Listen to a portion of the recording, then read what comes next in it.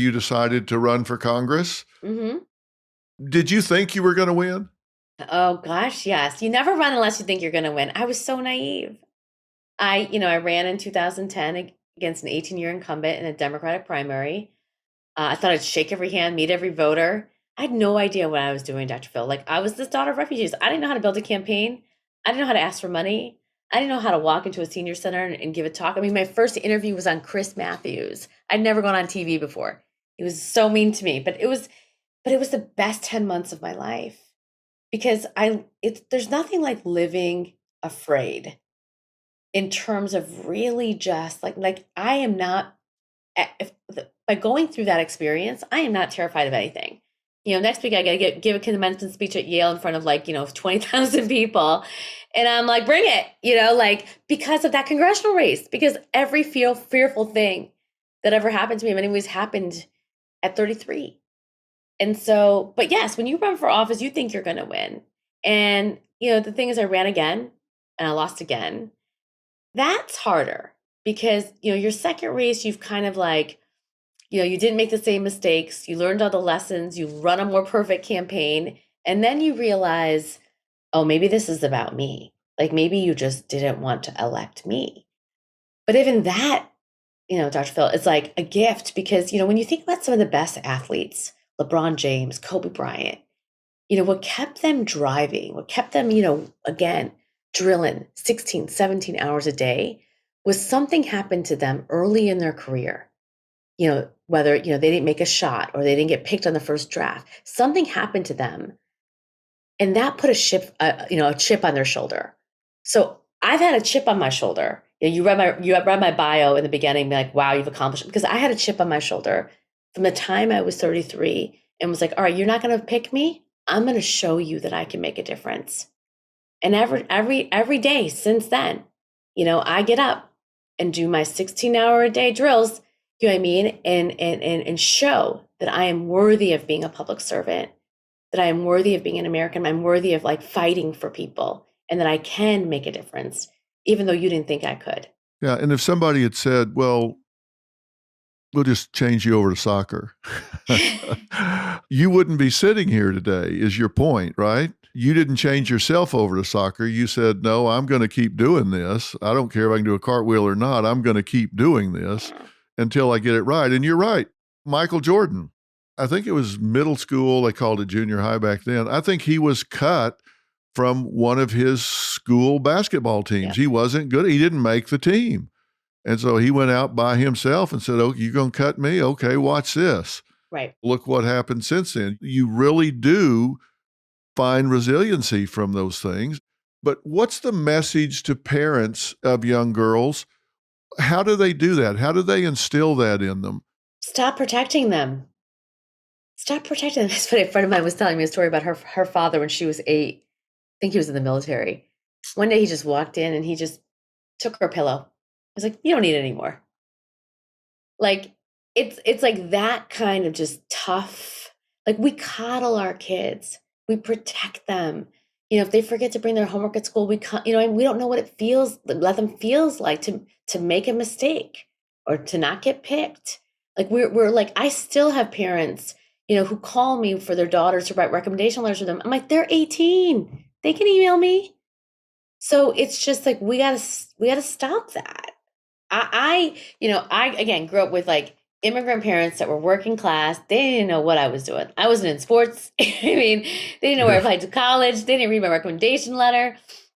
Nothing. And I turned out fine. So I just think this whole intensive parenting, this over coddling, we're literally building zero resiliency in our children. And then we wonder why they're medicated. We wonder why, they're not able to deal with strife. See, that's what I worry about with the generation in the universities right now, not just women, but these kids that are not being required to do some of the things that generations before them have done.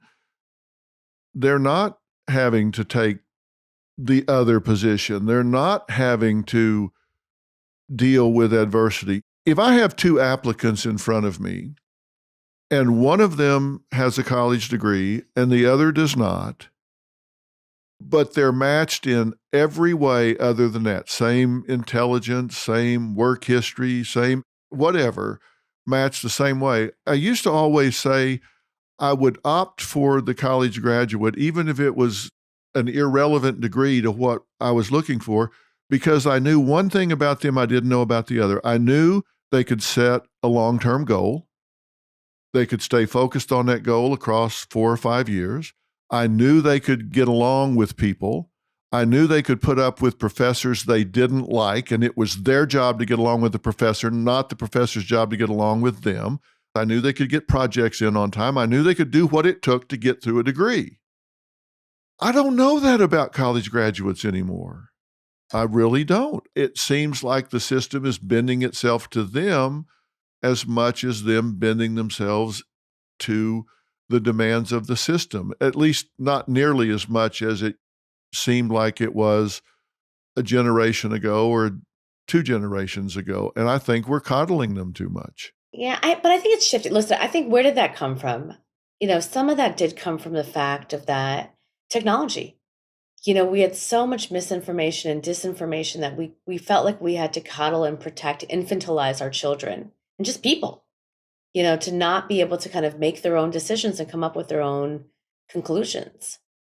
And I think that, when I meet young people today, they're actually very well researched, meaning like they really go out there and see every piece of it. So it's funny, like as they come up to you can't like just tell them things and they'll believe it.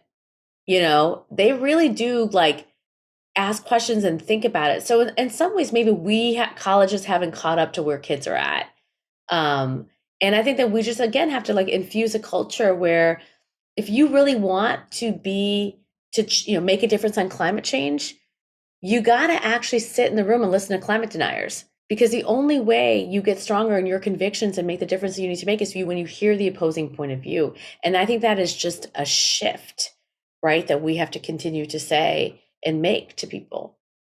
Well, I'm glad you brought that up because I've met with a lot of college students in the last year, and there are things about them that bother me. But one of the things I've noticed is they are so smart. They're so smart. They are so damn smart. They have so much information at their fingertips, and they have the command of that information.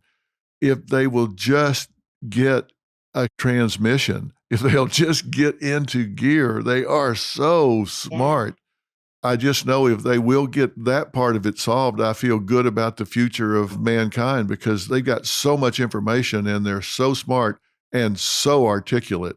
Boy, they can make an argument. But this is what I find. That's why I don't know if it's the kids saying, I don't want to hear from the Taliban. I think it's maybe the adults. Because I actually think because they actually believe, like you have the wisdom to, go through the information, decide for their own what is true and what is not true. Again, I think that they would want to hear all sides, all pieces. Again, just to get stronger in your conviction or to learn. So I don't know. I think that is something. I think the pendulum is swinging on that. I really do. Because I do think that this generation is exceptionally bright.